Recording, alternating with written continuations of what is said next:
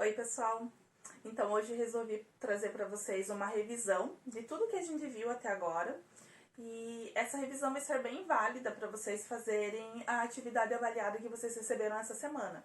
Então, eu vou revisar as principais partes do que a gente viu e do que vocês vão ter aí nessa atividade avaliada. Então, vai ser bem válido, para tirar dúvidas se vocês ficaram com relação a algum conteúdo, revisar o que a gente já viu, que estava na sala de aula, que já faz um tempinho. Então, por isso, eu acho que vai ser bem válido essa revisão para vocês.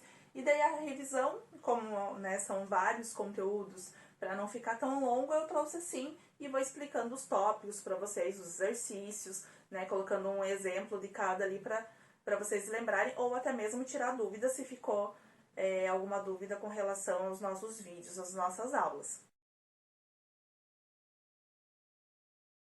Coisa, pessoal, primeiro conteúdo que a gente vai revisar, a questão das reações químicas. Como que a gente consegue saber que ocorreu uma reação química? Quais são os indícios que explicam isso? Então, nós temos algumas relações de coisas que podem acontecer numa reação química e eu listei para vocês, tá? Para vocês saberem. Então, primeira coisa, quando tem uma alteração de cor, então, quando tem uma reação química, como que você vai saber? Se teve uma alteração de cor, foi uma reação química que aconteceu ali naquele reagente, com aquele produto que você acaba tendo na parte final. Teve liberação de gás, também é uma reação química, tá? Teve o aquecimento ou o resfriamento desse material, desse sistema que você estava observando, desse reagente, então também teve uma reação química. Se acontece de ter a liberação de luz, calor e ou eletricidade, também é uma reação química. E além da alteração de odor. Então, essas são as ocorrências, que a gente pode ter numa reação química. Então, quando acontece algum desses, ou às vezes mais do que um, é que você teve uma reação química, tá? Pessoal, dentro das transformações que nós temos da matéria, nós temos dois tipos, a transformação química e a transformação física. Qual que é a diferença entre as duas? Então, o que nós temos? Quando a gente tem uma transformação química, é quando você tem a alteração daquela substância, ela se modifica. Então, um exemplo que a gente pode ter é a questão da formação da ferrugem. Então, como que acontece a ferrugem? Você tem o ferro junto com a água e o oxigênio, e isso vai ter uma reação química. Essa reação química, essa transformação, ela vai virar o quê? A ferrugem, tá? E na transformação física, pessoal, é quando você não tem alteração da substância, ela continua sendo a mesma, tá? Um exemplo que a gente pode ter aqui na transformação física, tá? É quando a gente amassa um papel. Então, eu cheguei a falar para vocês a diferença, nessa reação. A gente pode pegar o mesmo material e a gente saber se teve uma diferença, se ele modificou virando uma transformação química, ou se ele continua sendo o mesmo material, aí você vai ter uma transformação física. Então, por exemplo, pegando o papel que a gente está citando como exemplo, se você só amassar ele, se você só cortar ele em pedaços, você vai ter uma transformação física. Por quê? Mesmo ele amassado ou ele em pedaços menores, ele vai continuar sendo um papel. Ele não vai se modificar. Você vai pegar, nem que seja um pedacinho, você vai olhar ali no chão ou qualquer outro local, o lugar que você achar, você vai ver que ele é um papel, mesmo em pedaço menor, então ele não se altera.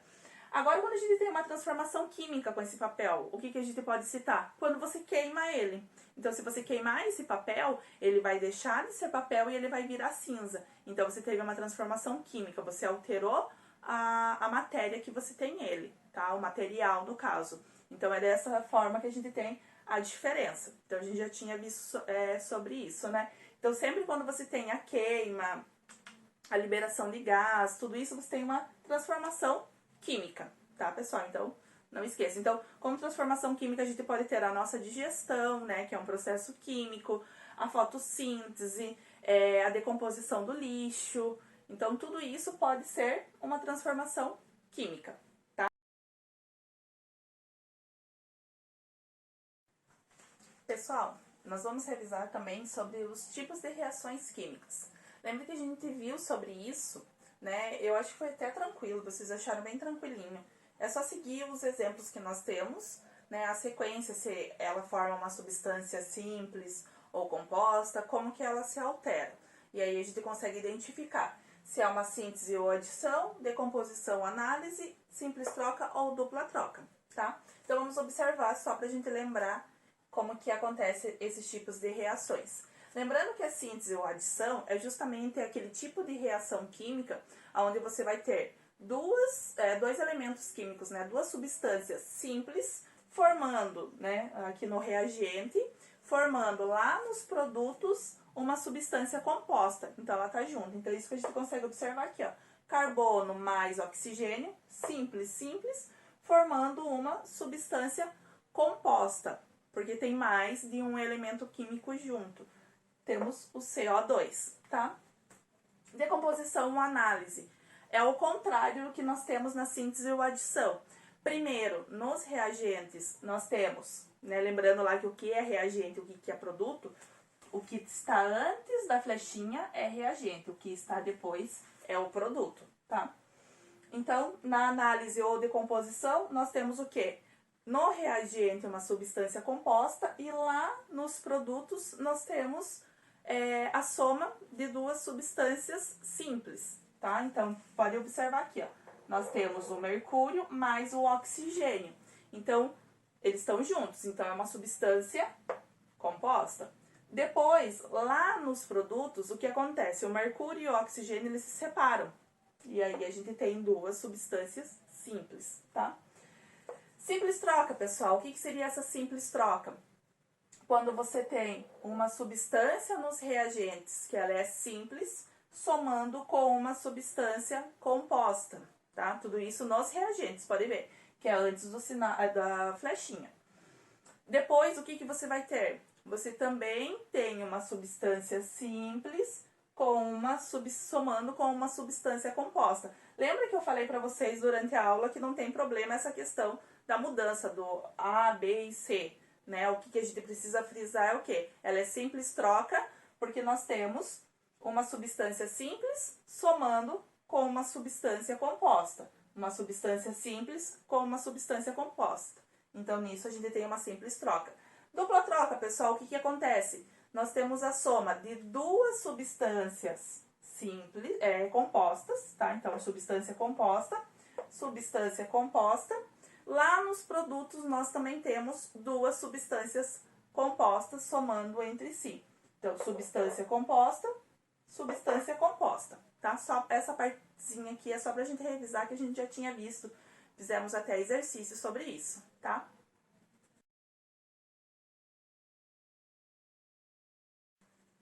Pessoal, então outro conteúdo que a gente viu também foi a lei de Lavoisier. Então, o que a gente viu nessa lei de Lavoisier? A gente viu que ele enunciou essa lei como, na natureza, nada se cria, nada se perde, tudo se transforma. O que ele quis dizer com isso, pessoal? Que numa reação química você não tem um ganho de massa, né? Em gramas, seja lá a unidade que você esteja utilizando. Então, você não tem esse ganho. As massas, elas vão se permanecer, tanto com relação ao reagente, tanto no produto. Então, quando você tem o valor dos reagentes, você consegue descobrir o valor do produto, a quantidade que você vai ter daquilo dentro, né, daquele sistema. E quando você tem o produto, você consegue saber também a quantidade, né? Se você tiver um reagente, você consegue saber a quantidade do outro reagente. Então, é isso que diz a lei dele. Então, a gente não tem um ganho de massa. Então, você tem que ter os valores padrões. Então, foi aquele experimento que a gente fez com a bexiga no laboratório, né? Que é um sistema fechado. Então, você não tem a dispersão, digamos, a formação lá do bicarbonato de sódio que a gente fez com o vinagre. A gente não teve a perda pro ambiente externo. Então, aquela massa, ela permanece igual. Então, é isso que diz essa lei de Lavoisier. Então, eu coloquei um exemplo aqui para vocês que a gente precisa achar o valor de X, Y e Z em reagentes e produtos. Então, como eu falei para vocês, a massa, ela tem que permanecer a mesma na reação química. A quantidade da massa que você tem nos reagentes, a soma desses reagentes precisa ser a quantidade de produtos. Então, o que nós temos aqui? No primeiro, quando a gente tem o reagente carbono, segundo reagente, o oxigênio, e no produto nós temos o gás carbônico, tá? Então, o que acontece, pessoal? No reagente, a quantidade que nós temos de carbono, 24, a quantidade de oxigênio, 64. Qual vai ser a quantidade no produto que nós vamos ter, que é o X, tá? Como que a gente consegue saber esse valor do produto? Como eu falei para vocês, a massa, ela não se altera. Então, ela tem que ser o mesmo valor que você tem nos produtos, o mesmo valor nos reagentes. Então, como a gente quer saber no produto, o que a gente precisa saber? Só somar os valores que nós temos no reagente e a gente vai descobrir o valor de X, tá? Então, 24 mais 64. Qual vai ser o valor de X que nós vamos ter, pessoal? 88 gramas, tá? Então, o valor de X é 88, tá? Agora, pra gente saber o valor de Y. Como que a gente descobre esse valor de Y? Então, mesma coisa. A massa, ela não se altera. Então, nós temos o valor total lá no produto e a gente tem um valor de um reagente, certo? A gente precisa saber o valor do carbono, que é representado por Y. Como que a gente consegue saber, pessoal? Aqui, o produto não é a soma desses dois?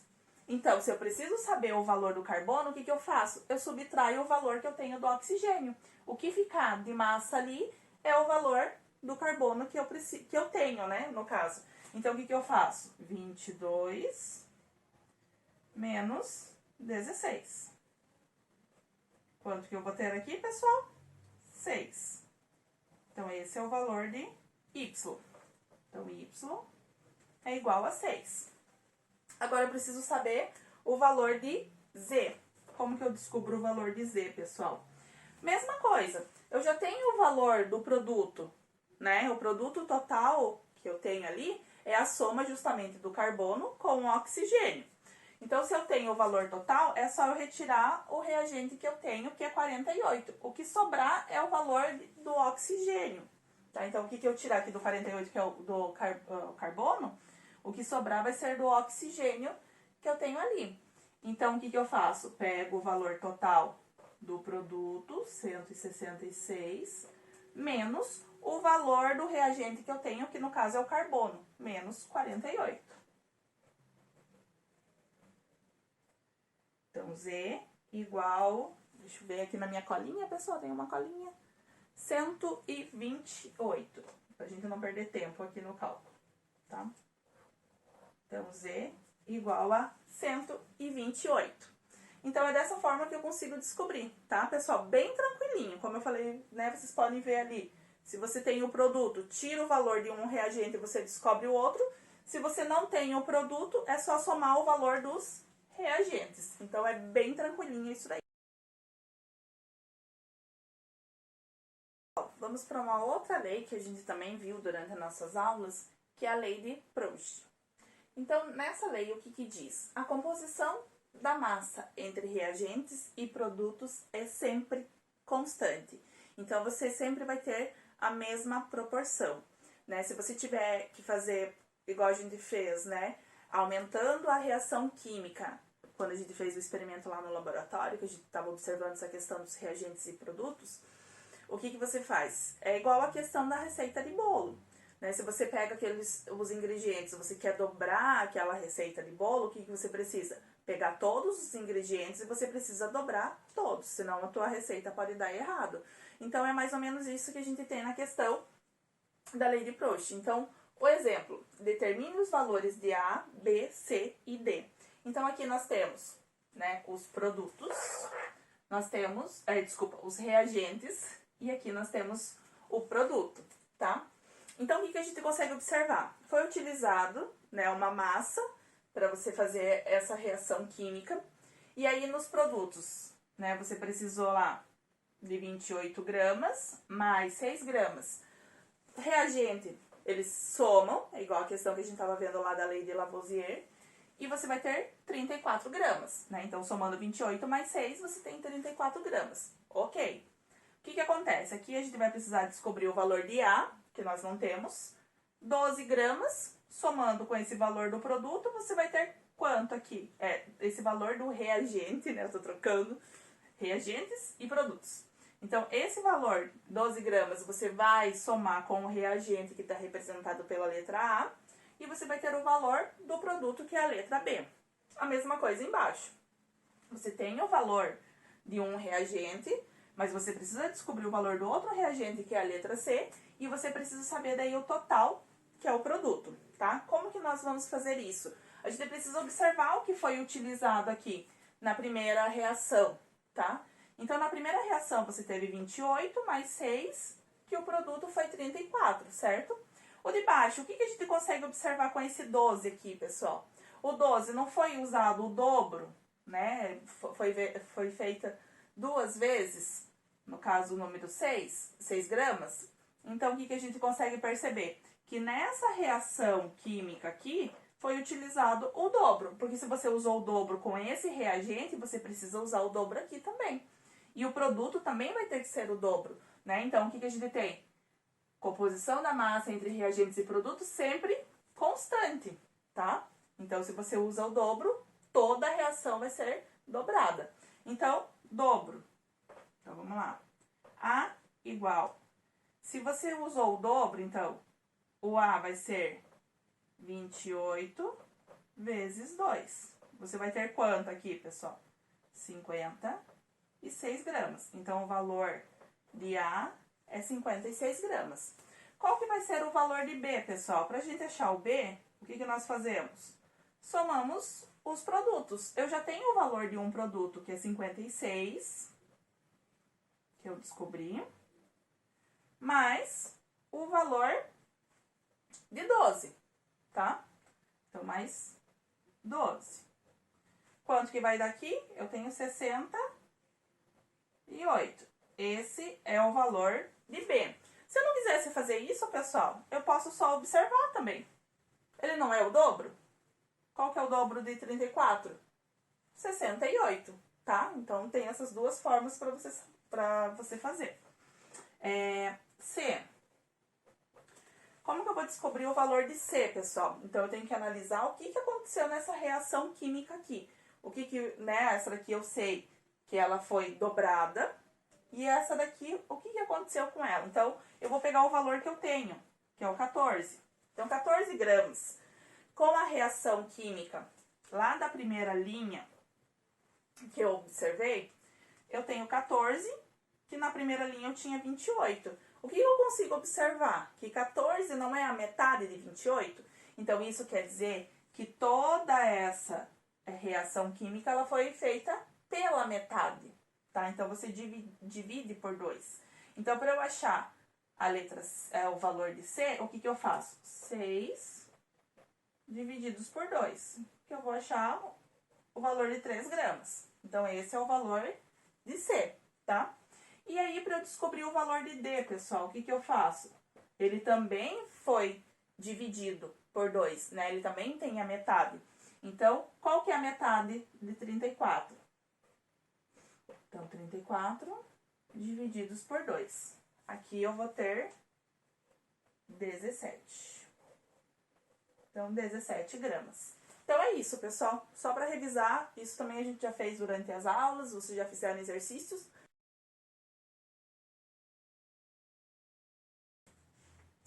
Pessoal, outro conteúdo que a gente viu foi a questão do número atômico e o número de massa. Número atômico representado por Z e número de massa representado por A. O que seria o número atômico de um elemento químico, né? É o número de prótons que ele possui. E é justamente o número atômico também é que vai fazer a organização da tabela periódica, né? Que eu já tinha explicado isso para vocês. E o número de massa, o que seria o número de massa? O número de massa é o total que você vai ter do número de prótons mais o número de nêutrons, tá? Então, um exemplo aqui para vocês, para a gente descobrir esse valor. Indique a quantidade de prótons, elétrons e nêutrons. Então, no exemplo 1 e exemplo 2. Como que a gente consegue saber? Né? Lembrando que no elemento químico, eu cheguei a fazer para vocês a representação, vou colocar aqui do ladinho. O elemento químico, o número de massa e o número atômico. Né? Era essa representação que nós temos de um elemento químico. Então, é exatamente o que nós temos aqui, ó.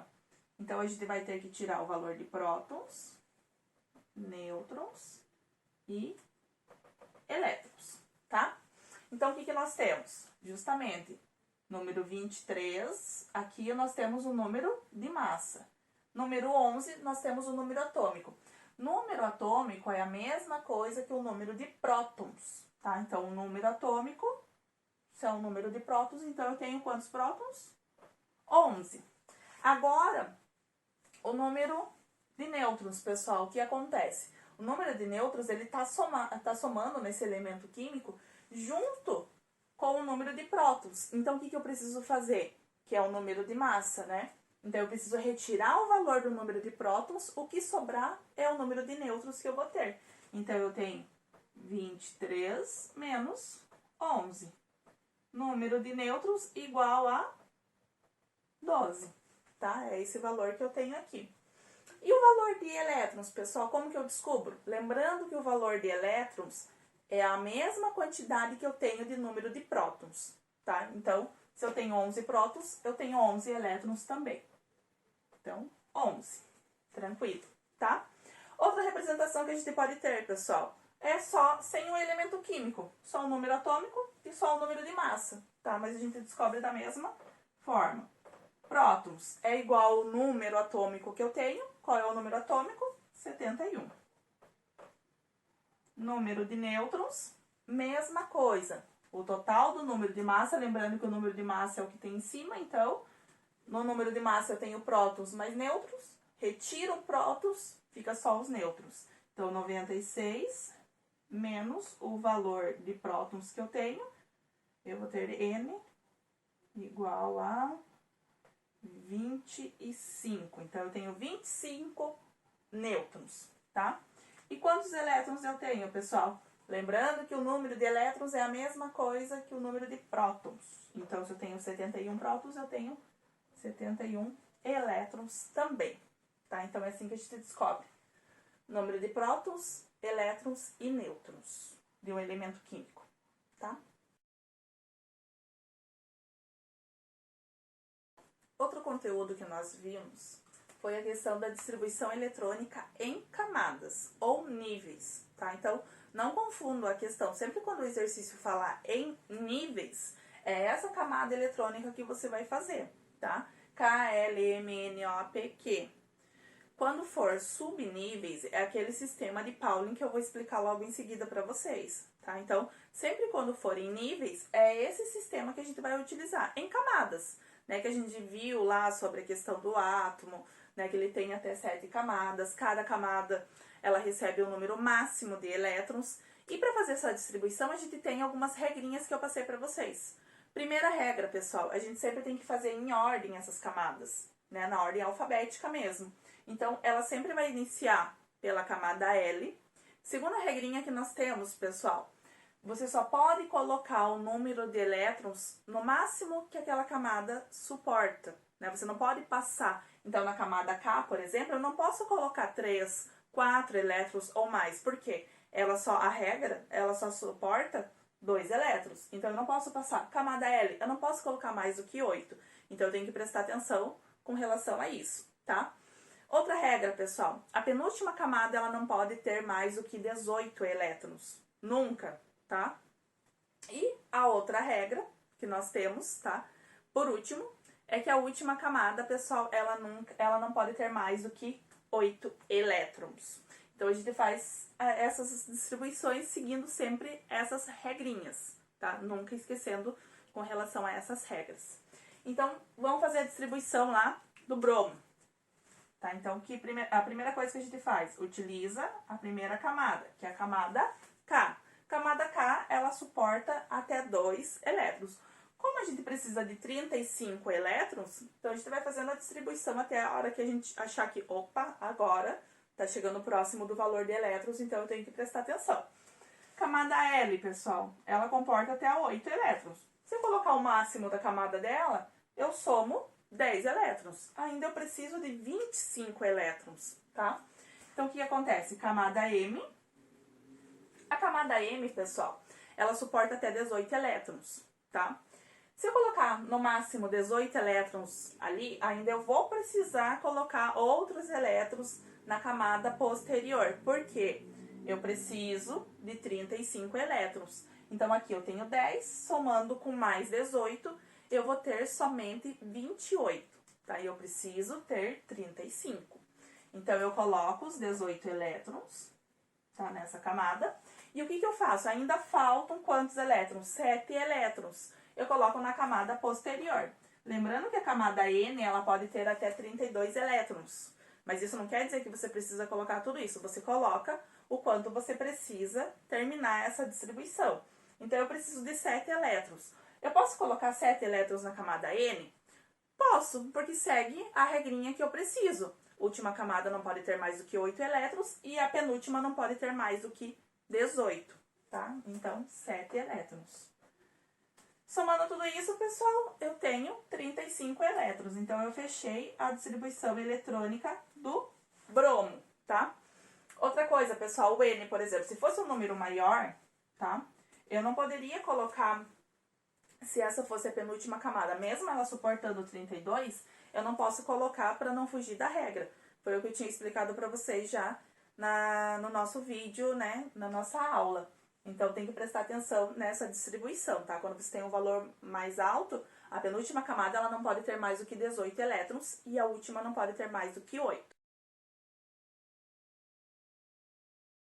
Então, outra distribuição, como eu falei para vocês, que a gente trabalhou foi a distribuição em subníveis, tá? Então, quando o exercício falar em distribuição de subníveis, é dessa distribuição que vocês vão ter que utilizar. Utilizando o quê? Esse diagrama de Pauli, que eu expliquei para vocês, né, no nosso vídeo, como que ele é montado, né? Só pra gente recapitular. Começa com os números, aí você coloca uma camada, aí você vai acrescentando sempre uma, até que a quinta você repete, igual a 4, e você vai regredindo, vai te retirando uma camada. Então, foi dessa forma que a gente, né, que eu expliquei pra vocês, que a gente acaba montando esse diagrama. Lembrando, pessoal, que cada linha que nós temos é como se fosse cada camada que a gente tinha visto, cada nível, né? Então, aqui é a camada K, aqui é a camada L, o 3 representa a camada M, 4, camada N, 5, camada O, 6, camada P e 7, camada Q. Então, a mesma coisa que a gente via lá nos subníveis, tá? Só que a única coisa que a gente não pode esquecer, pessoal, que a gente não pode fazer o diagrama de distribuição, quando a gente vai fazer do elemento químico, ela não é feita na horizontal, ela é feita na diagonal, né? Que eu até mostrei pra vocês as flechinhas. Então, a gente sempre monta, ela sempre vem dessa forma aqui, ó. Sempre com as flechinhas na diagonal. Então, é assim que você vai montar a sua distribuição.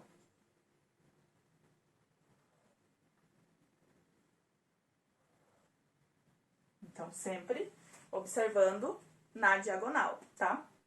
Vamos fazer a distribuição, então, do ferro, pra gente ver como que fica. Então, como eu falei pra vocês, sempre de cima pra baixo, tá? Ah, outra coisa. Cada letra que nós temos, né, ela equivale a esses subníveis que nós temos e ela tem uma quantidade máxima de elétrons que ela suporta. Então, nós temos a S, ela suporta 2 elétrons. Nós temos a camada P, ela suporta 6 elétrons no máximo. Temos a camada D, que ela suporta 10 elétrons. E nós temos a camada F, que ela suporta 14 elétrons, tá? Tendo isso, a gente pode fazer a distribuição eletrônica do ferro. Então, vamos lá observar. Como eu falei, de cima para baixo, 1s, 2 elétrons, né? Nós temos ali. Nós precisamos ainda de mais 24. De cima para baixo, 2s, 2. Ainda precisamos de 22. Então, de cima para baixo, 2p6. Tá? Temos 10, ainda precisamos de 16. 3s, 2. Opa, esse 2 ficou muito feio. Então, temos 12. Ainda precisamos de mais. Continuamos. Então, como eu falei pra vocês, de cima pra baixo. 3, 6. Então, aqui temos 10, 18. Ainda precisamos de 8, tá? Então, 3P6. 4S2. Então, temos 10, 18, 20. Precisamos de mais 6. Então, o que nós fazemos? De cima para baixo. 3D. 3D. Lembrando que esse subnível D, ele suporta até 10 elétrons. Quantos que eu preciso ali agora no máximo? Preciso de 6. Então, eu vou colocar a quantidade de elétrons que eu preciso. Então, 6. Somando 10, 18, 20, 26. Fechou os 26 elétrons que eu preciso. Então, essa é a distribuição em subníveis que eu tenho do ferro. Essa distribuição, pessoal, é só a questão do diagrama, né? Para vocês, se vocês precisarem montar, que é um pouquinho que vocês acham um pouco de dificuldade, né? Para acabar lembrando como que monta ele. Mas eu acho mais fácil essa subdivisão do que a distribuição, né? Essa distribuição eu acho mais fácil do que a outra distribuição em níveis, porque aqui a única regrinha que você precisa ter é colocar a quantidade de elétrons do máximo que você pode ter nesse subnível, né? Então acaba sendo mais fácil do que a outra. A outra você tem umas regrinhas, tem algumas exceções, então essa acaba sendo mais fácil, tá? Eu acredito ser mais fácil por causa disso. Você só vai colocando a quantidade de elétrons que você precisa e, lógico, respeitando a quantidade de elétrons que você pode colocar no máximo ali dos subníveis, tá? Vamos para a última parte, então, agora, da nossa revisão.